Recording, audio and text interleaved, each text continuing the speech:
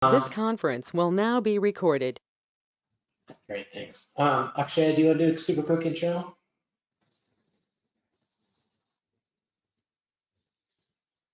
Yes. Hi, I'm Akshay. I'm from Intel. Actually working under Scott. I'm helping to work on the sustainability initiatives at Intel, so happy to be here. Thank you. Yeah, welcome, Akshay. Ari, have we captured you as a member here previously? I don't think so. I think this is my first time. Well, why don't you want to do a quick intro then? Sure, I'm Ari Vanderhoeven. I work for Seagate, principal project manager here, and formerly with Microsoft for 18 years there in kernel and worked in firmware and UEFI and boot and performance and all kinds of things. Here at Seagate, I've been working on things like security, some performance, and more recently, I'm our lead for circularity. Great. We may have your name is familiar. I used to work in Sigma in Windows Core team for a long time in Windows. Yeah, I worked under Dean DeWitt um, on the kernel team for quite a while. Yeah. We may have interacted there. Yeah. Okay, great. Well, welcome. Did I get your name spelled right? No, but nobody does. Maybe you can drop your name and email alias into the chat so I can just include it. I'll drop into the chat. Yeah, thank you. And I'll fix it before I send it up. All right, last piece of info is just FYI to folks that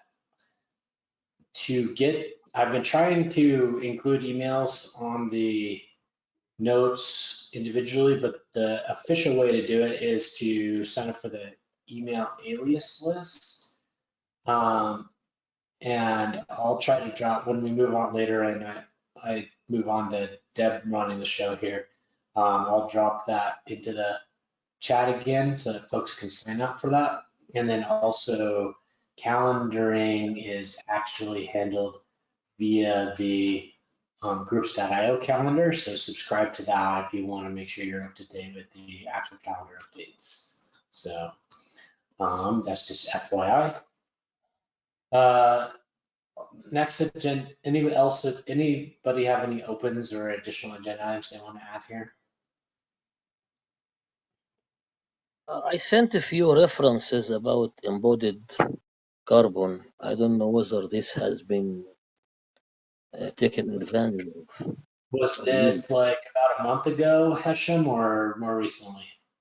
Actually, not long time ago, when I got the draft of the white paper, I replied by sending these references. Okay, I've been out on vacation. I'm not sure if I definitely have not seen them. We'll look for them. I'll put it on the. Okay. Anyway, you can look at emails. Yeah, sure. Thank you. Thank you. Any other opens? Okay, a couple pass downs. I know Shruti was in the meeting yesterday, and Ari was there a little bit. But just reiterate the sustainability workshops in Beaverton on July 25th.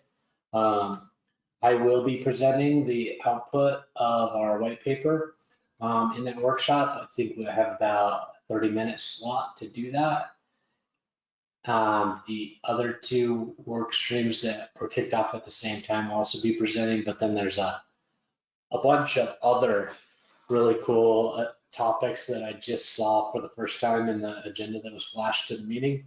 So I'm not sure if that agenda has been written down anywhere publicly, but it looked interesting. And so just wanted to give FYI that I will be there in person, and everyone is encouraged to attend in person if possible, but also there's the remote hybrid option as well.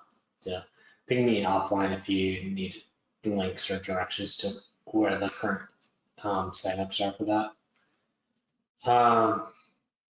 The other thing, just, I'm sure you've all noticed if you go to the OCP landing site under the sustainability project, our work stream and none of the current work streams are actually listed there. And so it's a little bit out of date. So they did note yesterday in the meeting that they are working on an update for that. So hopefully that'll be resolved.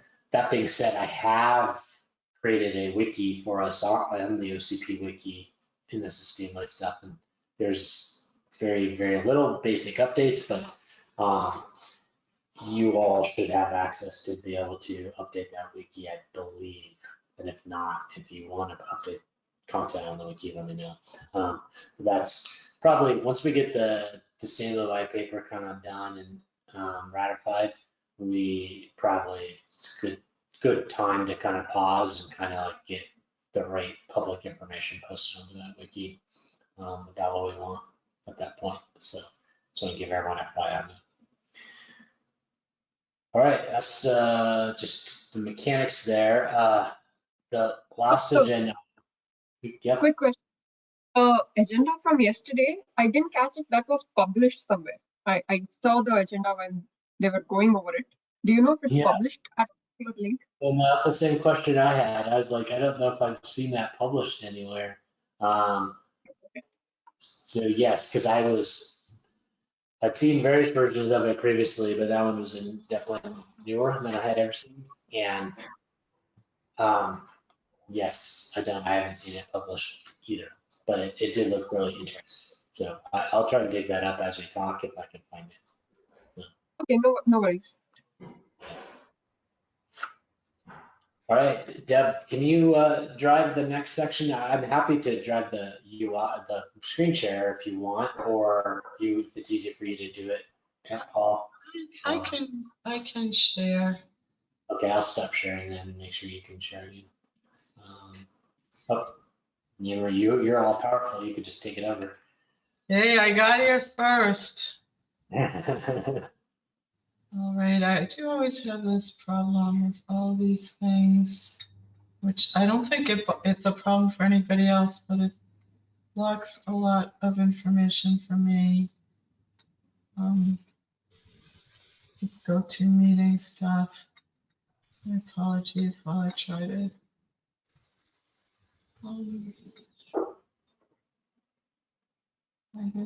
Okay, that's better.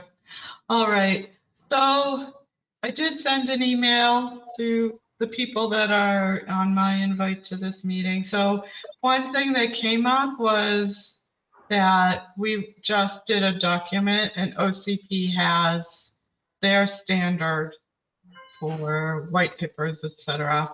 So I went in and tried to back configure ours to match the OCP standard. And my advice, if anybody is doing this going forward, is to start with a copy of the standard one and add your information from there rather than trying to back it in later on, because it is it's painful, especially if you're like me and not all that well versed with Google Docs. So they do ask for authors, and they say that all authors must be OCP corporate members. So I listed the 3 people that I saw, write more than a paragraph, and Ari's been added as well, so I think that's good. So, but if I added a place to put reviewers and contributors. So if you feel that you have contributed in a meaningful way, and you also meet the requirement about being a corporate member, please put yourself and your company here. Or if you can't, then send me an email and I'll take care of it. Table of contents has been added. Hopefully there's nothing. Alex said that was an impressive table of contents yesterday, Dan. So. Oh, well, good. I mean, the whole way it works is that it just takes your heading level 1, 2, and 3. So we'd been using that a lot over, like if you can see over here on the left, to just kind of I think he meant understand. the content. I think he meant the content, not the formatting, but Okay. yeah. Good. All right, so I'm just scrolling to find the next comment. And if people are looking for old comments, when I close things, I always try to say how it was, how we figured out to close it. So you can go back and look and see. But so all we're going to look at now are the open comments. So this one, Divya asked, the actual paging changed with the reformatting, but it's still associated with the right table. So she asked, having a line or two about reconciliation with other efforts. I personally have not had, so I put that in a table format. I've not had the time to attack this. If somebody else wants to do so, that would be awesome. Otherwise, I will get to it eventually. Do you want me to doing it unsigned owners right now, Deb, in the notes at least? Just so it's not just hanging out there. Excuse me, can you say that again? Do you want me to assign owners in the notes about who owns this, or I would just assign owners right now so it's not just on you. Because I can take cleaning up this one. All right, excellent. That'd be So wonderful. let me put it in the comment and just put it at Scott on it, just so I know I'm the owner on cleaning it.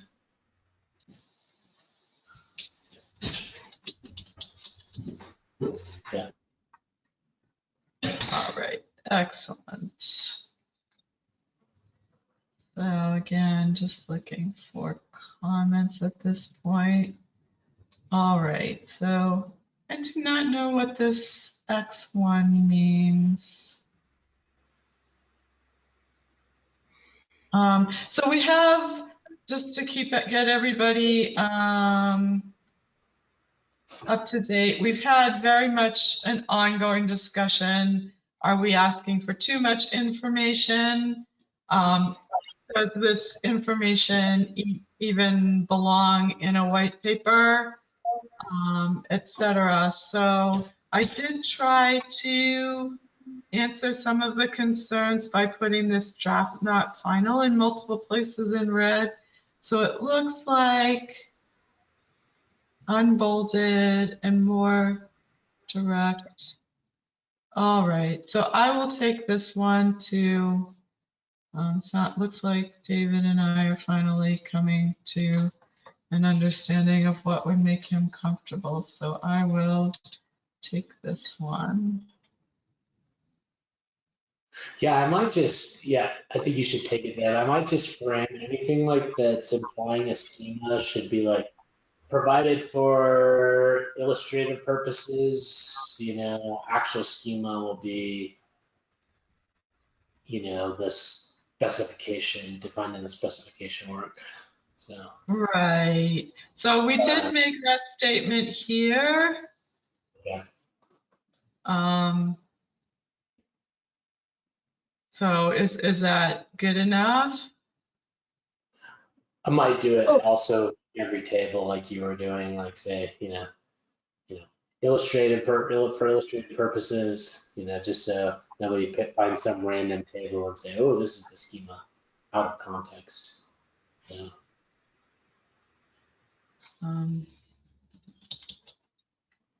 The caveat for each table. Okay. Yep, good question. Yeah.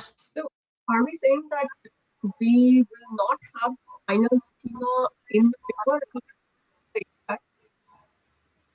It seems that where we've come to is that we are going to keep the metadata schema here, but we're going to, so it's not going to be in red and bold, but it's going to be so every table will have a caveat saying that, similar to this one here. White paper quality drafts, final schema will be documented in the API specification. Oh, okay. I see. In the API specific. Okay. Yeah, so you have some tables as well, and probably that when we get there, we'll add a similar note Okay. to remind you to do that. I don't remember if we looked at this before, but I did add some examples that explained how one would take the metadata to get the final location-based embodied carbon and market-based embodied carbon for two different examples. All right, storage.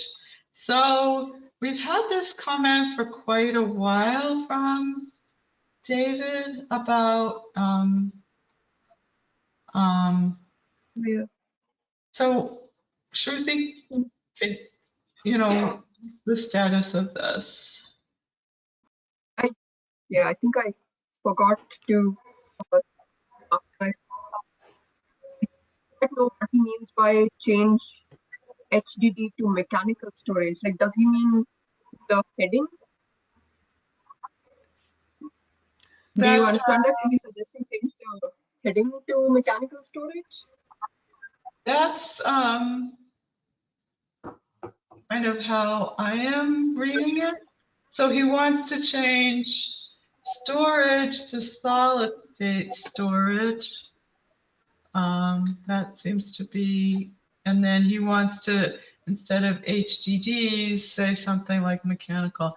So I would defer to you and Ari on this as the, I don't have much expertise here, to just think through what makes the most sense. So it's for some context, storage, there's a global data explosion. So the amount of storage created is increasing at a CAGR of something like 26%. Yeah. So storage as a category gets a lot of attention. I would prefer to even bring in, and largely because with HDDs, we're able to keep, I have some data, but we're able to keep a relatively flat line on both embodied carbon and in carbon for use, because even as we gain in capacity for HDDs, we are having to constrain our power and not increase our embodied carbon as we produce. The difference for SSDs is because of the semiconductor manufacturing process, and at least one study we've seen based on 8 LCAs from uh, people like Dell, HP, et cetera, is that the embodied carbon at least tends to scale with capacity. So as we see very large capacity SSDs, the embodied carbon is not linear. It basically, it doesn't stay steady. It basically increases Yeah. with capacity, very unlike HDDs. That being said, for power consumption, SSDs do very well. So there's this, and SSDs are also used for a different purpose than HDDs. And then tape is worth a minor mention. It's not a big player. Tape, once you've set up all the mechanical stuff, tape is by far the best carbon option, but it's also very low latency. Takes time to retrieve. So I don't want to compete between the three, but I do think that, and this is just my opinion, I'll defer to the group, but in my opinion, we should have all three in the storage section and address them there. And that's partly because that's the way the world thinks about storage. Yeah, I would just say, so we've been around this a few times. The way that it's currently handled is we lump the SSDs with all the other ICs. And I think if we write it in the right context, like refer to here, but we do need to mention that that the embodied carbon does scale with capacity for SSDs, and that's a little bit different than the other semiconductor components, although they are also seeing an increase in carbon footprint. So yeah, it's a hard one to tackle. So, if I can ask one thing, Ari, I know you were pointing out that we should segregate SSD away from the ICs. I want to understand something. So, Yeah, I know that the embodied carbon scales with the capacity, but does it have a required difference in the format or the API of conveying this information? I couldn't. You're breaking up a little bit on me, so I Yeah. couldn't hear that clearly. Yeah, you are. I think she was just asking, would the SSD scaling with capacity, would that show up in the API? So what would happen is that you would call the API with a daughter card. I mean, that's the way I've always seen SSDs. And the daughter card would then point to, say, there are 8 copies of this IC, and then you would go look up the information for that IC, and then you would sum it all together. So therefore, one would see if one were doing a comparison that the embodied number does change. The Yeah, more. is there that API? Does it call into like an LCA number that's been reported? No, what we're asking is for the entities that actually own, so let's go back to the picture. The entities that own these little factory pieces, that they report their information. But it And might then, might have been derived from an LCA though. But Yeah. I tend to see it as going into an LCA. Sure. Because my experience from, whatever the 2 people I've talked to that do this is that typically an organization will roll up their annual information based on, for their CSR reports, their CDP reports, and then somebody will then go break that up and allocate it per product. And all of that is prior to publishing an LCA. It's just embodied carbon information for that entity. Yeah. I think we're Does that safe. make sense? Yeah, I was going through our LCAs and trying to calculate embodied carbon today, and it took some math. So I'm actually trying to go to the source material. But I was going through our public LCAs, which are, we've been doing this for over 10 years. They're third party audited.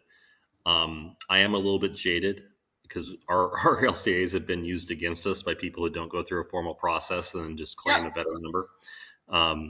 So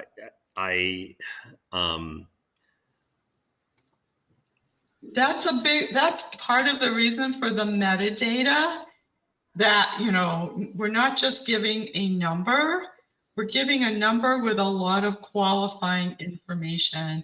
Therefore, if somebody is trying to, like you said, use what you published against you, you can say, well, what are you comparing me to? And, oh, look, we, put a lot of effort into understanding supply chain and getting good numbers there, or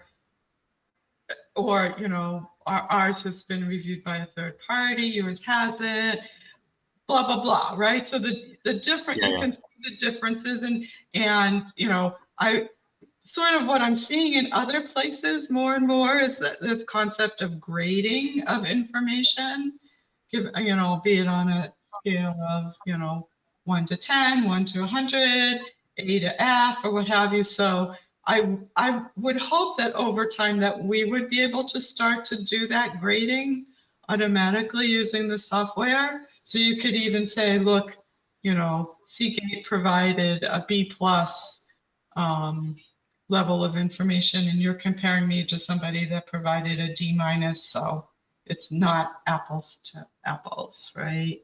Yeah, no, I'm not concerned about that. I'm more concerned, and I'm more concerned about, and I wrote it in kind of a bit of a thoughts and storage, and how it's calculated, and how it is kind of unfair to compare flash to HDD to tape.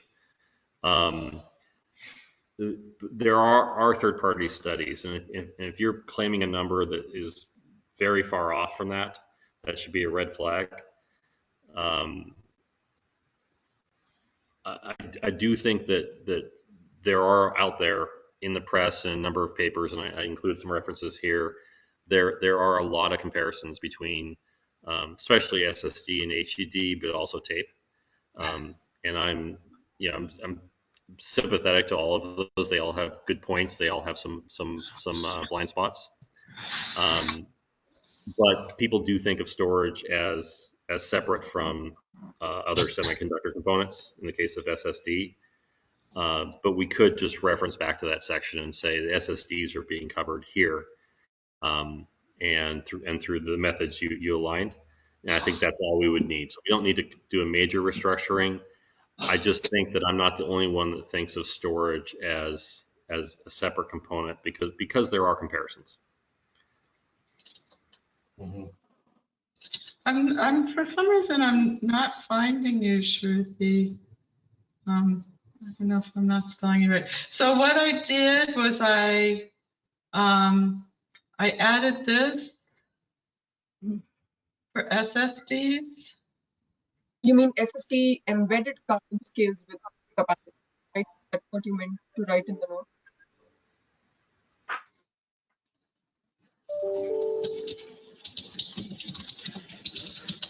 Like that?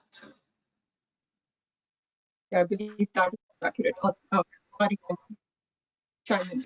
You're breaking up a lot. Feel free to come in and retype this. Yeah, I think the action is Shruti to maybe with Ari and distill the conversation into a section that you're happy with here.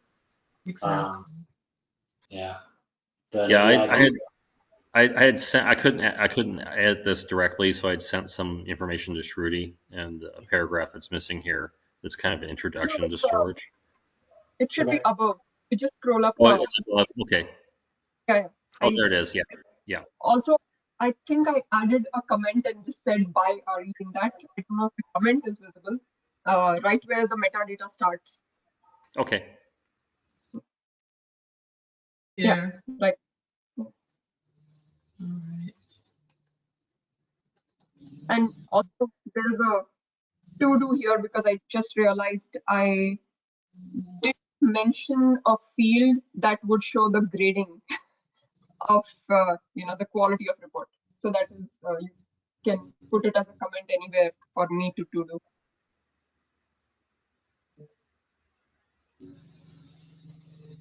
All right. So I would say as far as grading goes, I have obliquely referenced it. I haven't elsewhere. I haven't made a big deal about it in the white paper. Okay. But I'll just give you if you want to. Yeah, I was thinking it should at least be mentioned so we know that it's not that every field would be accurately populated and supplied. Right. Right, so I did say you might grade supply chain coverage. I can't, with this GoToMeeting thing, which no, I don't want to do that. All right, I can't search extensively. All right, so let's just go back to where we were. All right, so I think this is Francis. Apologies, I joined in late. Ari, I just want to ask one follow-up question to the very valid point around kind of misinterpretation, misapplication, or comparison of different technologies against each other. Given the use case of this, which I think would, tell me if I'm misstating, but I think this will be, between suppliers and customers unique to the hyperscale industry, not an open sourced API that anyone could go in and call against. Ari, do you think there's a lot of concern of like your customer base miscomparing different technologies against each other, or do you think that the kind of restricted access and the group this would be geared towards would alleviate some of those concerns? I just know you mentioned like the press taking things out of context. I'm not worried. Our customers tend to be very sophisticated. I do think, and I've talked to Shruti about this, that we do need to come up with a concept of total carbon cost of ownership. And I think if we start to gain traction with that, and we use good data, I'm really only worried about bad data. But if we can show, and this isn't to advantage any SSDs or HDDs or tape, but if we can adequately understand the total cost of carbon ownership, storage is a big slice of that pie in the data center. Yeah, absolutely. So that's really my goal. I'm taking off my Seagate hat and putting on my OCP hat. In that, I just want there to be a way to make the right decisions to lower the carbon impact of the choices our customers make. And moving forward in the future, we're also looking at things like carbon credits for drives that are resold, or sanitized, purge sanitized, and resold into the ecosystem. So we're really looking hard at how we reduce our carbon impact.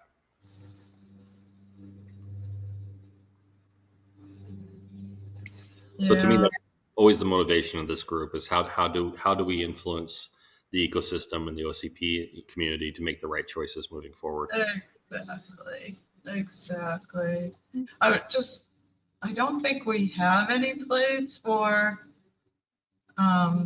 getting credit for being a second. Did you guys add that to SSDs? I mean, to HDDs? I think right now it's not.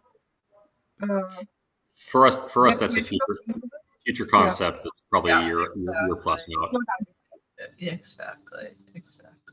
But I totally agree. We want to encourage second use whenever possible. So it brings up a question, actually, that we hadn't really captured. Is if you are pulling API data on something that hasn't been used in a second life, I don't actually even recall, somebody here might know, what is the carbon accounting method for doing that? Did you even have to account for the embodied carbon for a second life if it was already accounted for in someone else's accounting? I actually don't know. And I mean, maybe there should be something in here about that. Yeah, I mean, unfortunately, from what I've read about the second, the resellers, is that you don't get any information about how much life what you bought previously saw, right? And a lot of times they put together different pieces that didn't start together, right? Different memory, different SSDs, etc. So, yeah, I mean, has this thing been used for 1 year, for 4 years, for 10 years? It's just not. It's not known. Well, it's not just that. It's power on hours. It's terabytes written. There are a lot of factors. And also things like vibration and heat in a data center can impact the future life of a drive. So it's complex. Mm-hmm. We are approaching, our sustainability team is approaching government agencies and the EU and in the US to see if we can come up with some kind of formula, because we do believe that if a company is open to reselling storage, that they do deserve credits, and there are studies that show what the carbon savings can be, and it's far greater than recycling. Oh, for sure. Absolutely. Well, I get that. I'm just wondering what the API should return if the part has been reused. Yeah, I mean, ideally the remaining carbon gets passed on. I probably haven't read the paper close enough because I can't quite get my head around the idea of an API that can report all this correctly. I think we'd need to make, we'd have to go to OCP storage, for example, and probably make some additions to some of the existing specs, which is doable. Yeah, I'll say I have not seen anything in the greenhouse gas protocol specifically talking about like second use scope 3 emissions, calculation methods from a life cycle assessment perspective. There are different ways of capturing, the benefits of recycling, which could be an inspiration for it. But I think application in the data center, I don't think we're ready yet to tackle that as OCP, and I'd recommend we wait till, within this white paper until we wait to see where, the greenhouse gas protocol, et cetera, settles out. I think my other question is, if we're thinking about an API, which I do think, there have been some concerns raised over how exactly an API itself would be authorized and controlled, but,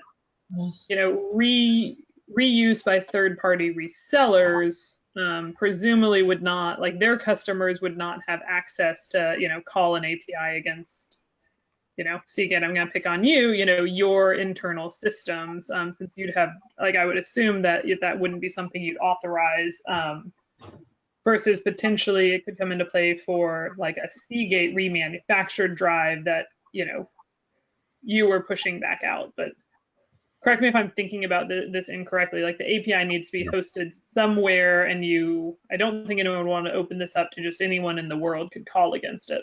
No, I think the reused market is very unique. If you go to somewhere like Indonesia, let's say 70% of the drives sold in Indonesia are reused. Yeah. But I'm trying to put myself in your shoes, and you'd have no way to verify that I bought a reused drive from a third-party reseller in Indonesia that's actually a Seagate drive, right? I don't think you'd want to open up your systems to anyone who claims they have one of your drives.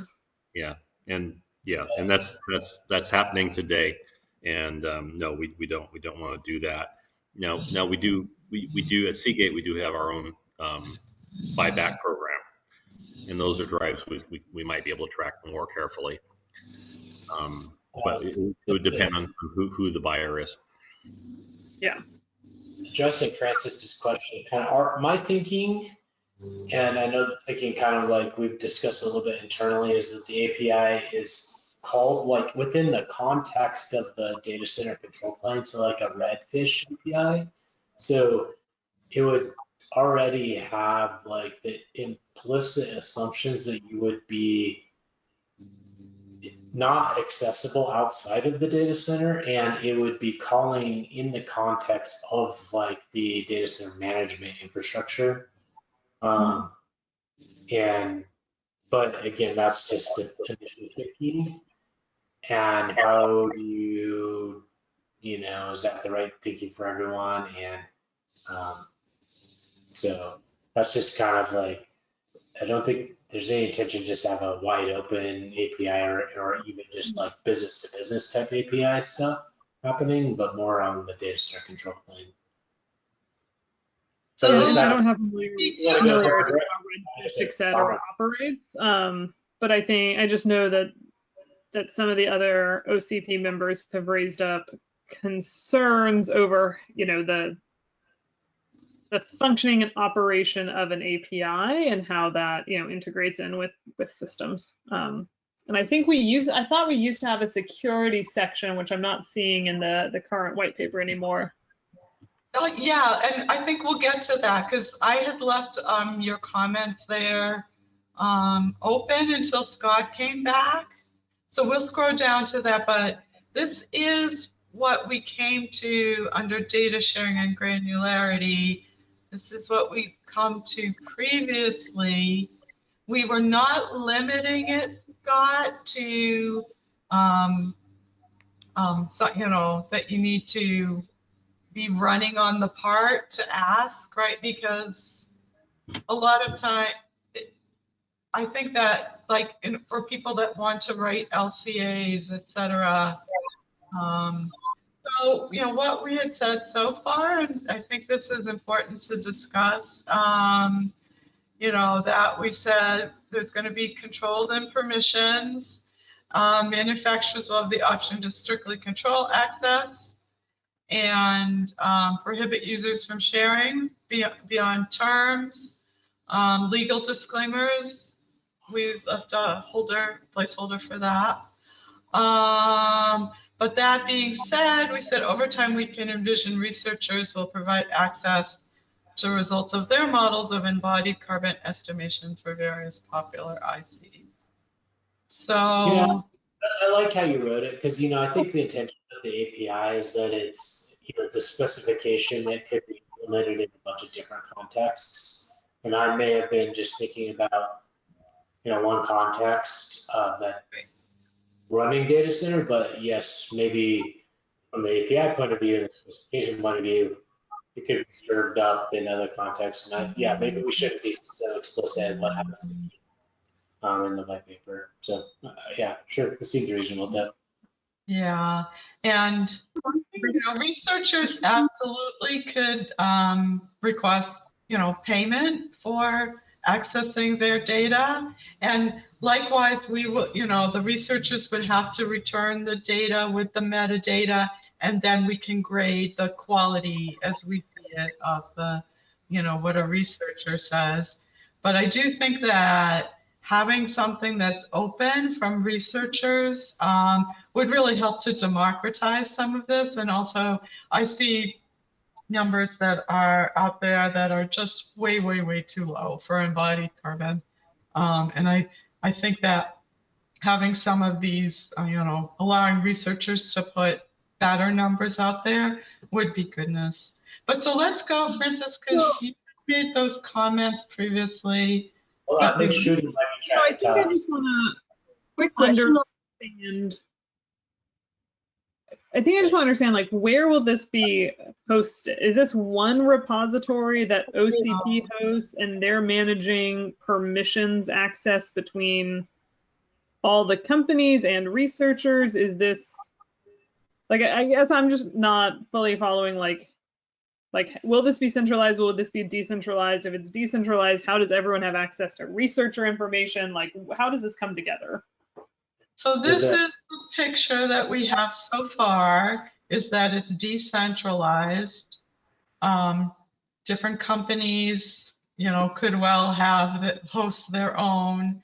There's also discussion about the Semiconductor Consortium hosting some common stuff, et cetera. So I think, the exact who's going to host is, TBD, and we expect that the formats, we would hope they would look at our metadata and try to come close to it, but if they don't, they don't. And part of the job of the software would be to translate that. Another part of the job of the software would be to interact with each database on its permissions and pass on the permissions that came from the API, the original API call. So that's the vision as it stands now. And I apologize if I'm being super dense, but like, is that an OCP piece of software that will write? No.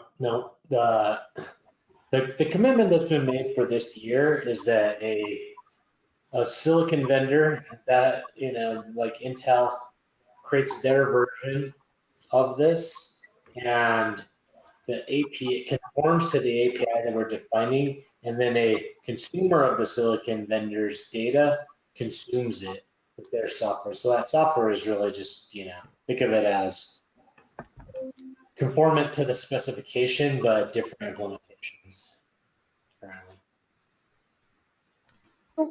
One very quick thing. Sure, Trudy. This was also mentioned.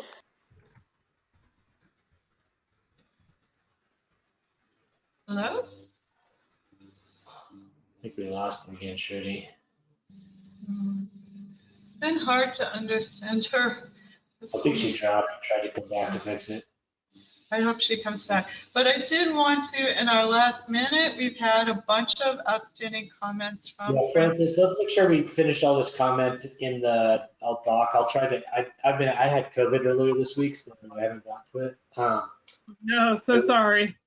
It's all right. I'll try to go and Hi, address it if I don't get them. Go ahead, Trudy, sorry. Oh. Okay.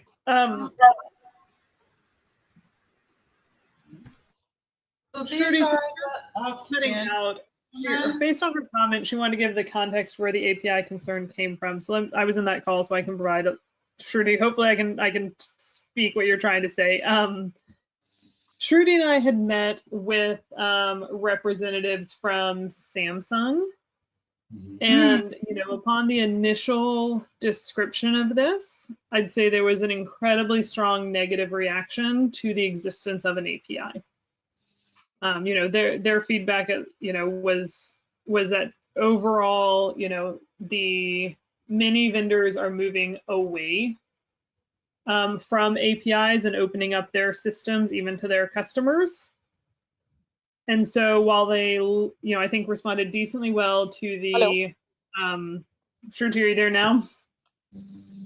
Yeah, I just wanted to add one thing that, because they had not read the documentation, when we use the word API, what they initially understood is this is going to give people access into their central system. That is where all this information is stored. But my understanding is in the document, we don't approach it that way. I hope that is we are all on the same page, right? That's not our approach. It's not like somebody's getting access. No, it should be like an API that enables multiple vendors to serve up the same data against the API standard, but the implementation and the control, all that lies within the vendor. They're not giving up control at all.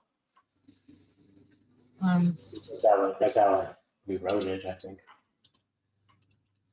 But yeah, interesting that there's a concern, Francis. Yeah, let's make sure that we address that, and maybe if we need help. Internal databases. Yeah, and I don't know whether it's, maybe it's a matter of making it more clear. Maybe it's, emphasizing this is a standard communications method and not like that software data pipeline itself. Yeah, it's like an API. But let's just think that through to make sure we don't, I want to make sure we both address concerns, and as we socialize this more broadly, we can, get high value, feedback from people. Say API specification when we say that instead of API, probably. So. Can you say that again? I think if every time we say API, we should say API specification, because we're not providing an API, we're providing an API specification.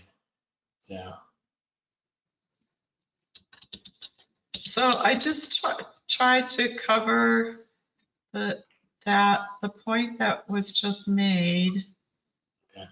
I don't know if that. I know we're over. If you folks need to drop, feel free. Thanks for attending, but I can stay for a few more minutes. So One other point on that regarding the API itself. So one was about, it's not something that would give access to the central system of the vendors. That was the concern. There was one other thing that came up, not from the Samsung call, but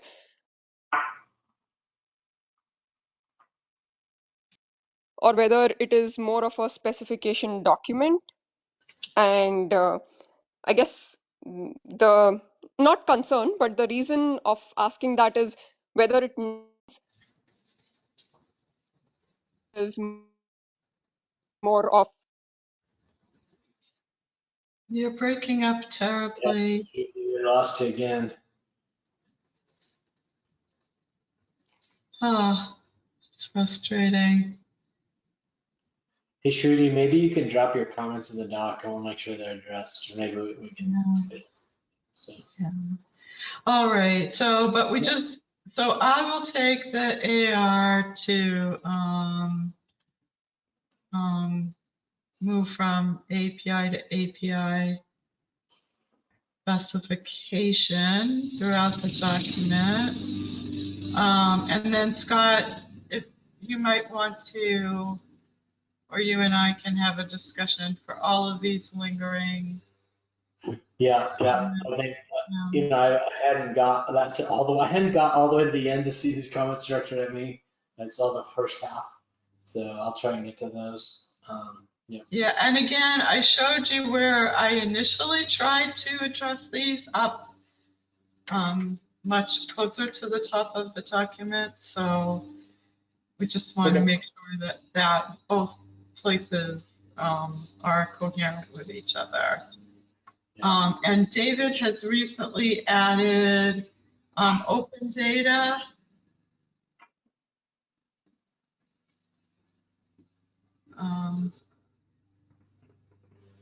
So that's an interesting comment in light of all the other stuff we just talked about.